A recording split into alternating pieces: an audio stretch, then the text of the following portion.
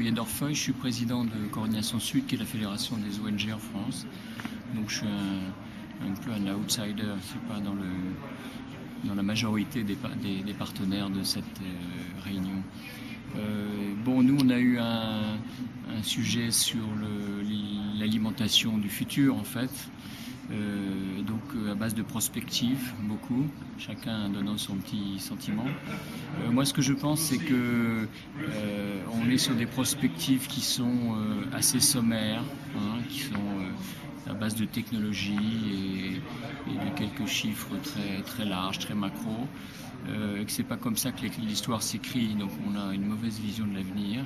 Je pense qu'il faudrait probablement introduire des gens qui s'intéressent aux institutions, à l'organisation des acteurs économiques, sociaux, et qui posent le problème aussi en fonction de bagarres pour savoir qui va gagner cette grande bataille de l'avenir, parce que c'est pas tout le monde.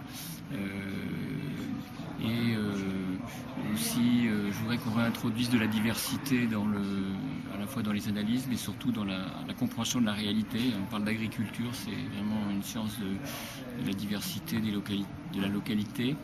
Et donc, il n'y a aucune raison d'avoir des modèles uniques. Je crois qu'il faut le message unique sur la biotechnologie est tout à fait excessif. Je veux dire, l'avenir ne va pas se construire avec la biotechnologie, ne va pas se construire non plus contre, mais ça fait partie de la palette des instruments et je crois qu'il faut revoir un peu la diversité des situations du monde et puis surtout mettre en place les acteurs. Je veux dire, ce sont des paysans qui vont développer l'agriculture, c'est pas des fonctionnaires, c'est pas des chercheurs, c'est des paysans, peut-être avec des tas d'appuis, mais c'est quand même eux. Donc il faut qu'ils puissent s'exprimer et il faut une fois de plus qu'on conçoive, c'est un problème d'accès aux ressources, c'est un problème d'accès au marché, c'est un problème d'accès aux technologies, c'est des bagarres, c'est pas des choses qui arrivent comme ça tout seul, il n'y a pas quelqu'un qui manage le monde et son évolution pendant les 50 ans qui vont venir, c'est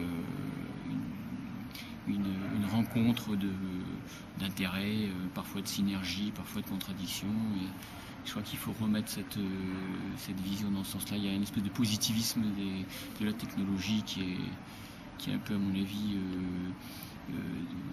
hors réalité. Enfin, c'est un peu une propagande.